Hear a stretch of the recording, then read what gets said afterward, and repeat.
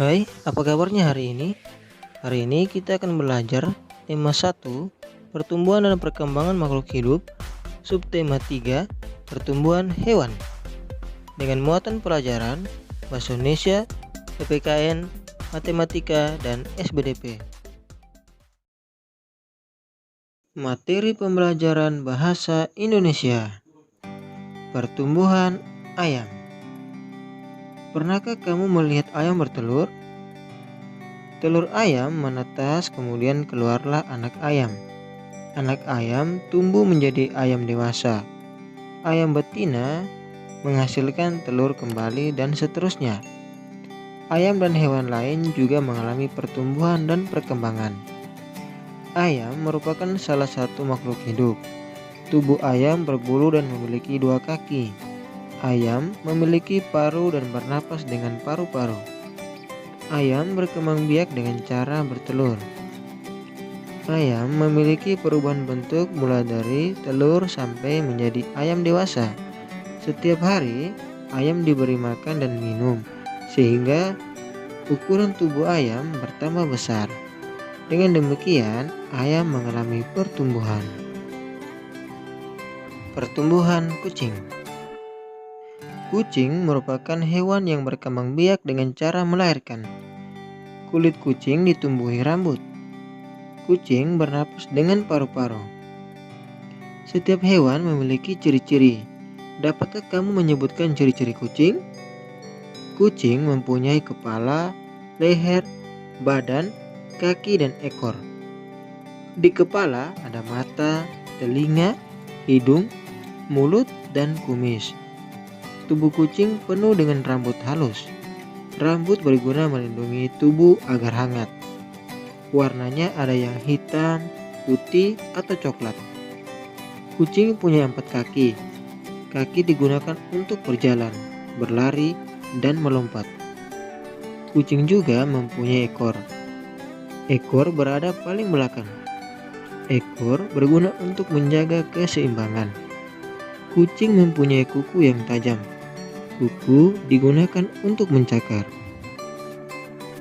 Pertumbuhan dan perkembangan hewan. Tahap pertumbuhan dan perkembangan suatu hewan disebut daur hidup. Di dalam daur hidupnya, ada hewan yang mengalami perubahan bentuk, ada yang tidak. Hewan yang mengalami perubahan bentuk pada tahap tumbuh kembangnya disebut mengalami metamorfosis. Perhatikanlah metamorfosis pada hewan-hewan berikut ini. Metamorfosis katak. Metamorfosis katak sangat unik. Telur katak menetas menjadi berudu. Tubuh berudu berbentuk seperti ikan dan berekor panjang. Berudu itu selalu mengalami pertumbuhan. Sepasang kaki belakangnya muncul. Selanjutnya disusul oleh pertumbuhan kaki depannya. Ekornya semakin lama semakin pendek. Ekornya menghilang setelah tumbuh menjadi katak dewasa. Metamorfosis nyamuk. Tahap metamorfosis nyamuk diawali dengan menetasnya telur. Setelah telur menetas, larva nyamuk atau jentik akan keluar dari cangkang dan terus tumbuh di permukaan air. Jentik-jentik hidup dan memperoleh makanan di air. Setelah kurang lebih 1 minggu, jentik-jentik berubah menjadi pupa. Setelah melalui fase pupa selama 12 hari, kini terlahirlah seekor nyamuk dewasa yang siap menghisap darah di tubuh kita. Nyamuk dewasa tidak hidup di air. Ia kembali ke air saat akan bertelur. Ada nyamuk yang bertelur di air kotor dan ada juga yang suka di air yang jernih. Beberapa nyamuk dapat menjadi penyebar penyakit yang mematikan. Contoh penyakit yang ditularkan nyamuk adalah demam berdarah. Penyakit demam berdarah dapat mengakibatkan kematian. Selain demam berdarah, banyak lagi penyakit lain yang ditularkan nyamuk. Salah satu penyebab berkembangnya nyamuk adalah banyaknya genangan air. Membersihkan lingkungan serta membuang benda-benda yang sudah tidak dipakai agar tidak dijadikan tempat perkembangbiakan nyamuk. Metamorfosis lalat. Siklus hidup lalat dimulai dari telur, larva, pupa, dan lalat dewasa. Pada umumnya, siklus hidup lalat dewasa adalah 21 hari. Dalam sekali bertelur, induk betina menghasilkan telur sebanyak 75-150 telur. Telur-telur yang dihasilkan diletakkan di tempat-tempat yang hangat sehingga akan membantu proses penetasan, seperti di atas timbunan sampah dan di atas makanan yang terbuka. Telur-telur itu akan menetas dalam waktu 12-24 jam. Setelah telur-telur itu menetas, maka akan memasuki stadium larva. Pada umumnya, tempat-tempat yang digunakan larva untuk berkembang adalah kotoran yang basah dan tumbuhan yang busuk.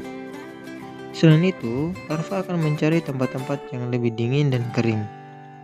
Dalam waktu 4-7 hari, larva akan memasuki stadium pupa. Pupa memiliki ketahanan yang tinggi dibandingkan dengan larva. Hal ini disebabkan karena pupa memiliki cangkang yang berfungsi sebagai pelindung. Bentuk pupa lonjong, berwarna coklat tua, dan panjang kurang lebih 7 mm. Biasanya pupa berada dalam tanah dalam waktu 4-5 hari dan bertahan lebih lama pada suhu yang lebih rendah. Setelah melewati stadium pupa, lalat dewasa akan keluar dari dalam pupa. Lalat dewasa yang sudah memiliki sayap akan terbang setelah 1 jam pada suhu yang panas. Materi pembelajaran PPKN. Sikap tenggang rasa. Berolahraga memiliki banyak manfaat. Selain dapat membuat badan menjadi sehat, berolahraga juga dapat meningkatkan kerjasama jika dilakukan secara berkelompok. Dalam setiap kelompok, tentu masing-masing anak memiliki banyak perbedaan. Perbedaan dalam setiap kelompok tidak lantas dijadikan sebagai penghalang. Perbedaan tersebut seharusnya dapat menimbulkan sikap saling mengasihi, bekerja sama, dan saling tenggang rasa. Orang yang mempunyai tenggang rasa akan menjauhi sikap egois. Sikap tenggang rasa termasuk dalam perilaku sila kedua Pancasila. Dengan sikap tenggang rasa, maka akan tercipta kedamaian di dalam hidup. Bentuk menghargai teman. Ketika menirukan gerakan hewan, tentu tidak semua orang dapat melakukannya dengan baik. Ada kalanya temanmu melakukan gerakan yang kurang tepat, hingga ia harus dibimbing dan diberi saran agar dapat menirukan gerakan hewan dengan lebih baik. Saran adalah pendapat atau anjuran yang dikemukakan untuk dapat dipertimbangkan sebagai penyelesaian suatu masalah. Cara menyampaikan saran harus dengan bahasa yang santun agar tidak menyinggung perasaan. Saran disampaikan sebaiknya disertai solusi pemecahannya. Solusi yang disampaikan untuk memecahkan suatu masalah sebaiknya disertai dengan alasan sehingga solusi tersebut disampaikan didasarkan pada sebuah alasan. Memberi saran kepada teman merupakan contoh sikap peduli. Jika kamu memiliki sikap peduli, itu sama artinya dengan kamu menghargai temanmu. Saran setiap orang mungkin berbeda. Setiap saran yang diberikan bertujuan demi kebaikan. Menghargai saran teman termasuk dalam pengamalan sila kedua Pancasila. Sila kedua Pancasila dilambangkan dengan gambar rantai. Memberi saran. Mempunyai hewan peliharaan bukan hanya untuk dilihat dan nikmati saja, tetapi kita juga punya kewajiban untuk merawat hewan tersebut. Dengan memiliki hewan peliharaan, kita dapat belajar bagaimana harus bertanggung jawab kepada binatang peliharaan kita. Selain itu, memelihara hewan juga dapat belajar tentang cara hidup bersih. Oleh karena itu, apabila ada temanmu yang tidak merawat hewan peliharaannya dengan baik, sebaiknya kamu memberikan saran kepadanya. Sebelum memberikan saran, kamu harus memahami terlebih dahulu permasalahannya.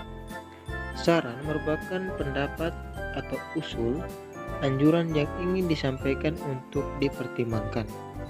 Saran yang diberikan kepada orang lain mungkin lebih dari satu. Perbedaan saran yang ada harus kita terima dan dipilih secara benar sesuai permasalahan yang sedang dihadapi. Menghargai perbedaan merupakan sikap yang mulia. Saran terhadap suatu persoalan dapat berupa anjuran. Kalimat anjuran yaitu menyatakan sesuatu harapan agar dilaksanakan. Kalimat anjuran yang baik adalah yang sesuai dengan permasalahan, bahasanya santun dan masuk akal agar dapat membantu memecahkan permasalahan. Kalimat anjuran biasanya diawali dengan kata sebaiknya, seharusnya, atau lebih baik. Materi pembelajaran matematika. Perkalian dengan cara bersusun.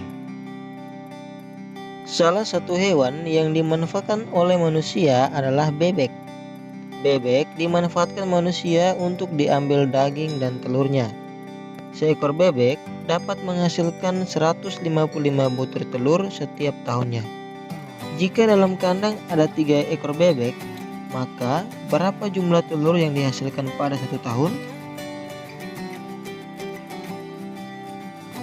Jawab, 1 ekor sama dengan 155 telur. 3 ekor sama dengan 155 tambah 155 tambah 155 sama dengan 465 telur. Kalimat matematika di atas juga dapat ditulis dalam bentuk perkalian menjadi 3 kali 155 sama dengan 465. Untuk menyelesaikan perkalian bilangan dapat menggunakan beberapa cara, salah satunya dengan cara bersusun panjang. Perhatikan contoh berikut ini. Bilangan 155 dikali 3. 3 kali 5 sama dengan 15. Tulis 5 satuan, simpan 1 puluhan. 3 dikali 5 sama dengan 15. 1 puluhan ditambah 15 menjadi 16. Tulis 6, simpan 1 puluhan. 3 dikali 1 sama dengan 3. 3 ditambah 1 puluhan menjadi 4. Jadi 3 dikali 155 sama dengan 465. Pak Yanto adalah seorang pembuat poster. Ia mendapat pesanan untuk membuat poster tentang lingkungan hidup. Pesanan itu harus diselesaikan selama 5 hari. Setiap hari, Pak Yanto harus mencetak poster sebanyak 105 lembar. Berapa poster yang dihasilkan Pak Yanto selama 5 hari? Jawab, 1 hari sama dengan 105 lembar. 5 hari sama dengan 105 tambah 105 tambah 105 tambah 105 tambah 105 sama dengan 525 lembar. Kalimat matematika di atas juga dapat ditulis dalam bentuk perkalian seperti berikut ini. 5 dikali 105. 5 kali 5 sama dengan 25. Ditulis 5, simpan 2. 5 kali 0 sama dengan 0. 0 ditambah 2 sama dengan 2. 5 kali 1 sama dengan 5. Jadi 5 kali 105 hasilnya adalah 525. Materi pembelajaran SBDP. Motif hias. Di beberapa tempat, gambar burung sering dijadikan sebagai motif hias. Motif hias adalah susunan pola hias yang menggunakan motif hias dengan menggunakan kaidah-kaidah tertentu pada suatu bidang sehingga menghasilkan bentuk-bentuk yang indah. Keanekaragaman motif hias disebut juga dengan ragam hias. Motif hias mempunyai jenis yang bermacam-macam.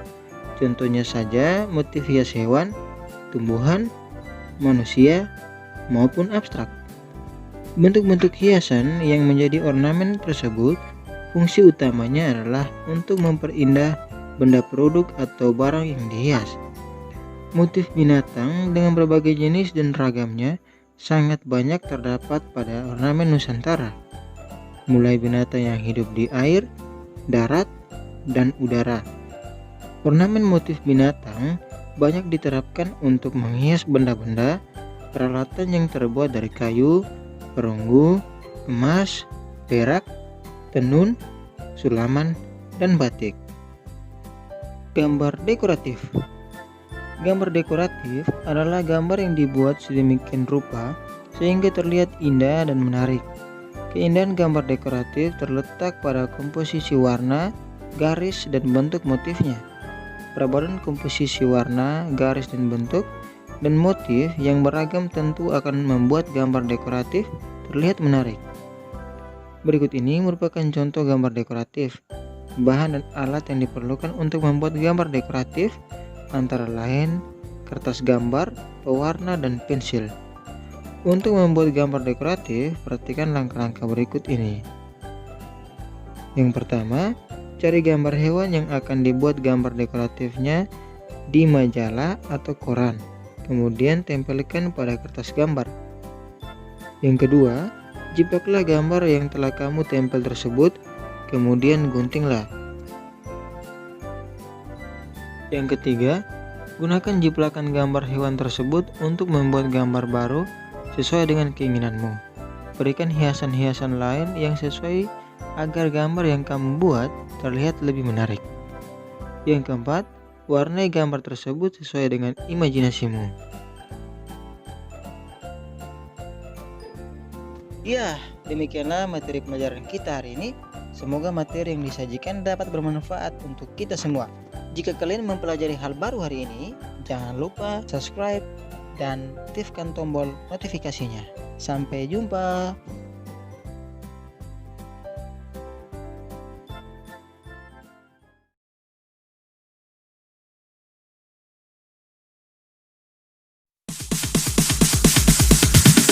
Sorry, it's DJ.